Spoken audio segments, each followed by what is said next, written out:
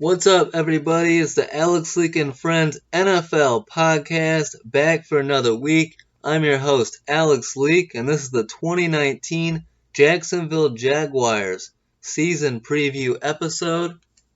And let's get right into it. We've got new coaches, new coordinators here in Jacksonville. They bring in offensive coordinator John DeFilippo from the Minnesota Vikings. Didn't really work out for DeFilippo in Minnesota.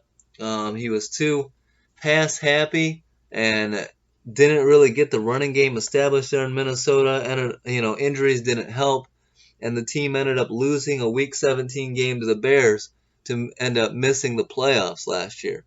So DeFilippo looking for a better result in 2019 as the OC of the Jaguars.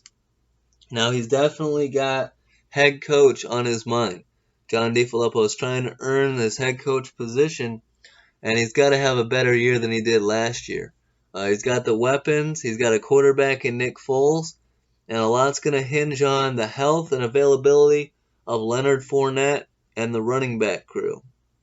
Also, they bring in defensive coordinator Todd Wash. This is his first time in the NFL as a defensive coordinator. He was a college defensive coordinator at one time.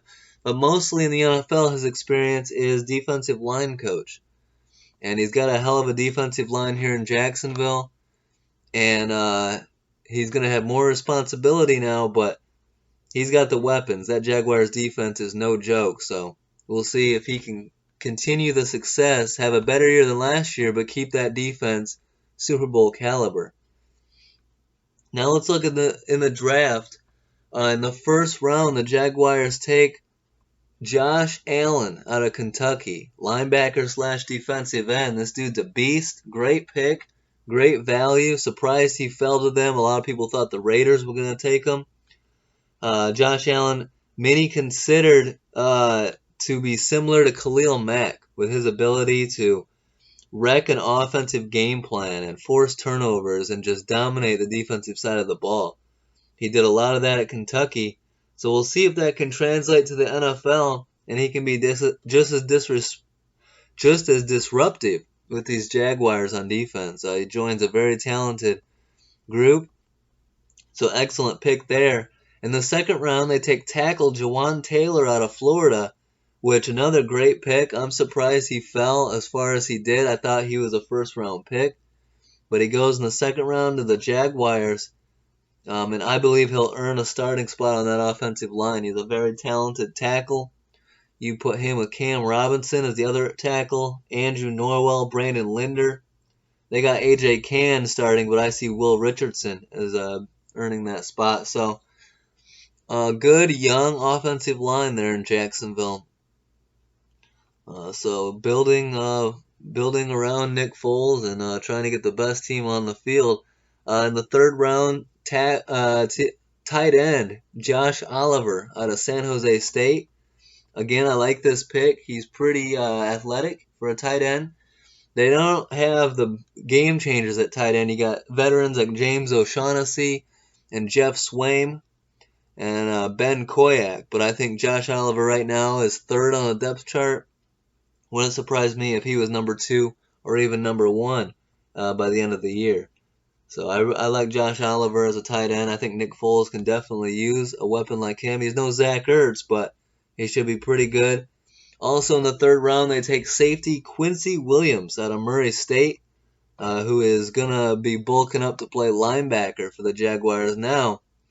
For those of you that don't know, I actually just found this out myself. Quincy Williams is the older brother of Jets defensive tackle Quinnen Williams. All of you guys know Quinnen Williams out of Alabama, the disruptive beast that he is, that the Jets just got. Quincy Williams, his older brother. Hey, if they're anything alike, that could be a solid draft pick for the Jaguars. A sleeper in the third round. In the 5th round, they take running back Raquel Armstead out of Temple. He joins a running back room with Leonard Fournette, Alfred Blue, Benny Cunningham from the Bears, Thomas Rawls, and even Rock Thomas. I do think Raquel Armstead's a good pick. I think he's probably 3rd on that depth chart, and could potentially move up to number 2. I don't see him passing Leonard Fournette anytime soon, but who knows? Fournette's got to stay healthy, got to stay on the field. And then in the 6th round, they take quarterback Gardner Minshew out of Washington State. Jag fans hoping that he doesn't see the field that much, if at all, in the regular season. I do have the Jaguars having a pretty good year. I got them going 10-6, one of 3 teams out of the AFC North or AFC South that I have making the playoffs. So we'll see if the Jaguars can deliver on that. See if Nick Foles can get this team deep into the playoffs. A lot of you Jag fans feel like you're one a good quarterback, a consistent quarterback away from getting to the Super Bowl. Let's look at who they added.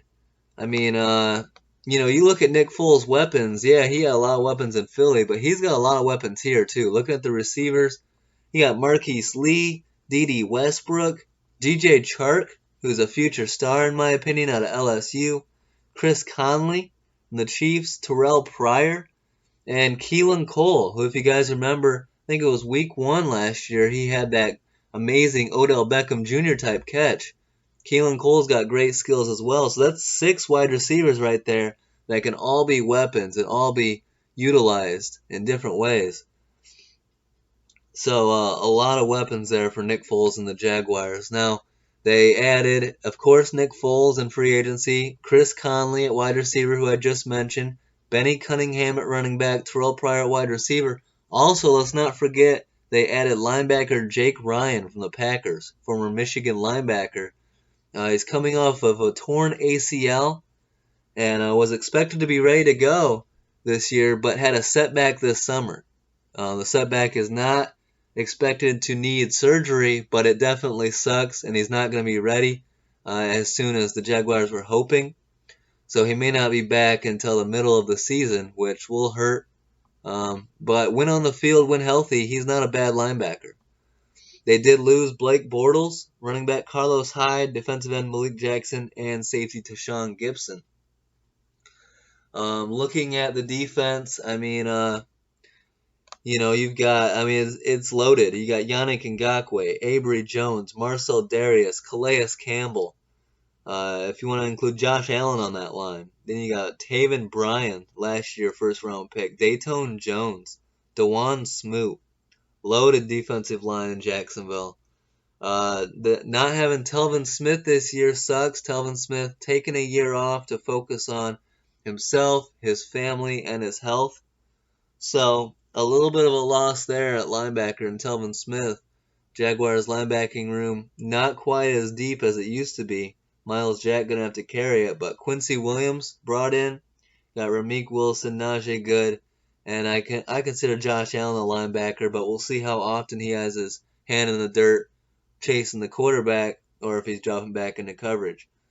Looking at the secondary, Jalen Ramsey and A.J. Boye might be the 2 best 1-2 punch at corner position in the entire NFL.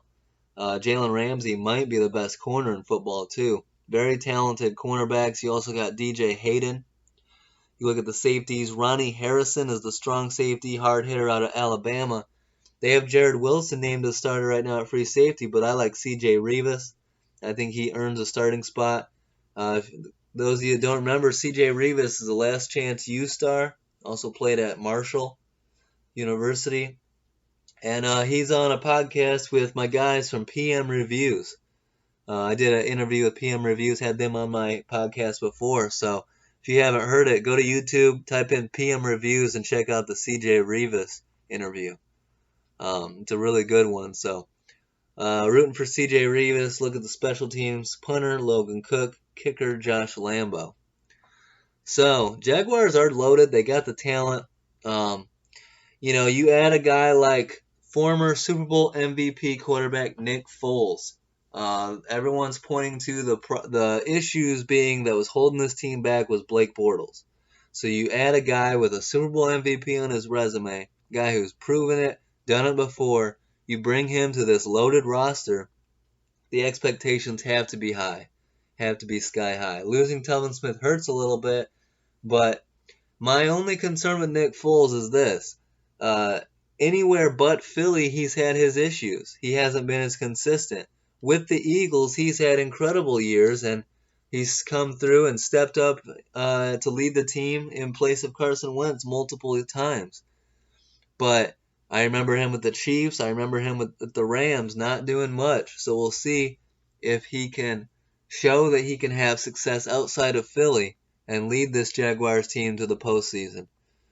I do expect to see the Jags in the postseason. Like I said, 10-6, and I think they can make a deep run in the playoffs.